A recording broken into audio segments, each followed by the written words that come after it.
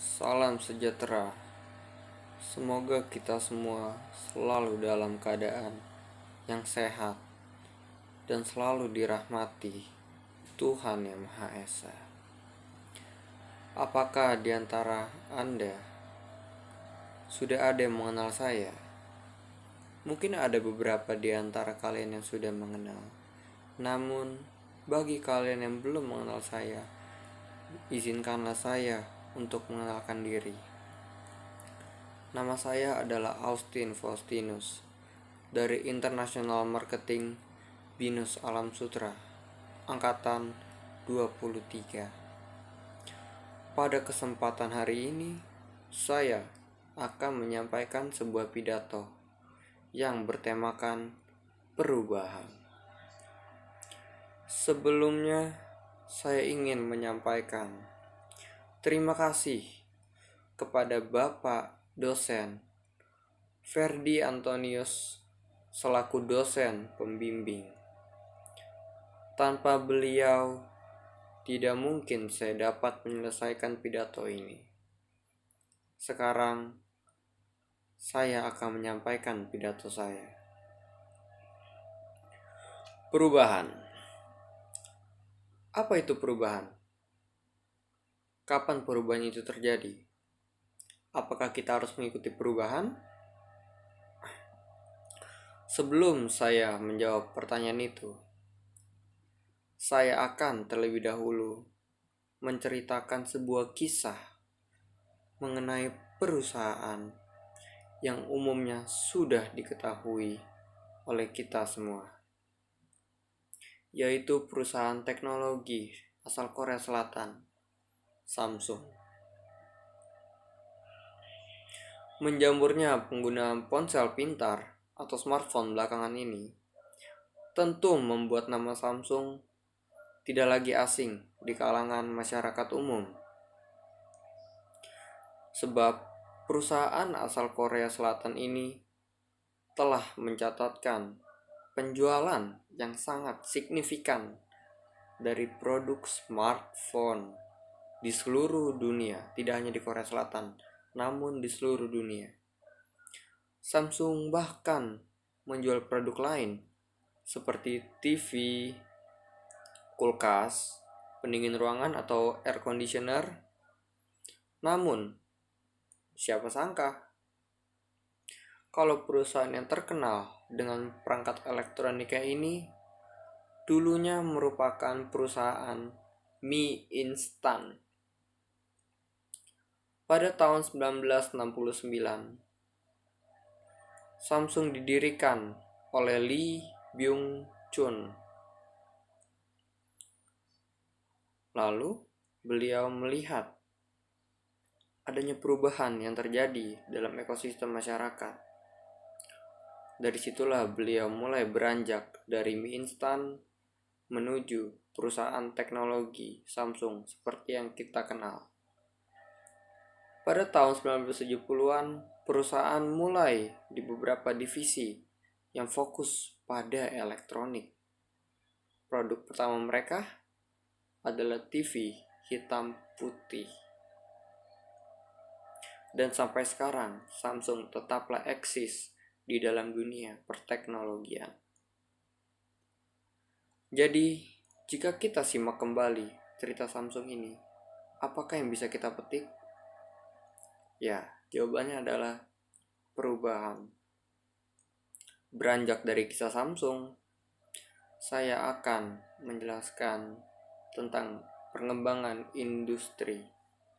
Revolusi industri lebih tepatnya. Sebelum industri 1.0 terjadi, manusia memproduksi barang atau jasa hanya mengandalkan tenaga otot, tenaga air, ataupun tenaga angin. Hal ini memiliki kendala yang cukup besar, karena seperti yang kita ketahui bahwa tenaga manusia itu terbatas. Sebelum adanya industri 2.0, proses produksi memang cukup berkembang. Tenaga otot tidak lagi banyak diperlukan. Pabrik pada umumnya telah melakukan penggantian tenaga kerja. dengan mesin uap ataupun listrik. Beranjak dari 2.0, pada industri 3.0, manusia lebih banyak digantikan lagi dengan penemuan mesin yang bergerak, yang berpikir secara otomatis, komputer dan robot. Di saat ini, dunia mulai bergerak ke era digitalisasi. Lalu, di abad ke-21 ini, industri 4.0 melaju sangat pesat. 4.0 cocok disebut sebagai revolusi industri atau hanya perluasan dari pengembangan industri 3.0. Namun siapa sangka bahwa 4.0 ini cukup signifikan. Hal baru yang sebelumnya tidak pernah ada di era industri 3.0 mulai ditemukan. Para ahli memprediksi bahwa revolusi 4.0 ini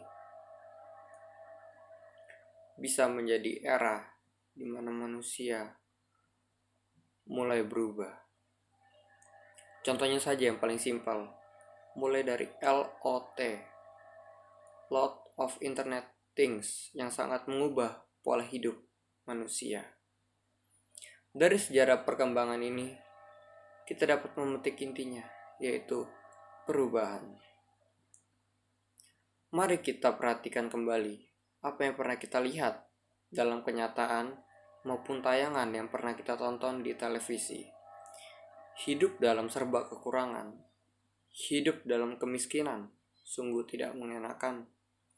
Tangisan, rasa lapar, lelah, dan lilitan utang kadang menjadi hiasan. Setiap hari, keadaan seperti ini tentu tidak diharapkan oleh siapapun, termasuk Anda, kita semua. Coba kalian tanya ke diri kalian sendiri. Apa kalian mau dalam kondisi kehidupan seperti yang digambarkan tadi? Biar saya menebak, tentunya kalian tidak mengharapkannya. Karena kita sebagai manusia tidak hanya hidup sendiri, melainkan hidup secara sosial. Sistem sosial kita selalu menginginkan sesuatu yang lebih maju, lebih berkembang melalui perubahan menuju sesuatu yang lebih positif. Jadi, ayo kita semua, mari berubah, lawan sifat malas. Terkhususnya kita, generasi muda, ayo lebih kreatif. Karena perubahan adalah kunci agar kita semua dapat tetap eksis dalam dunia ini. Sepertinya hanya itu yang saya bisa sampaikan. Sama halnya seperti Anda, saya juga manusia, tidak luput dari kesalahan. Maka dari itu, saya minta maaf sebesar-besarnya.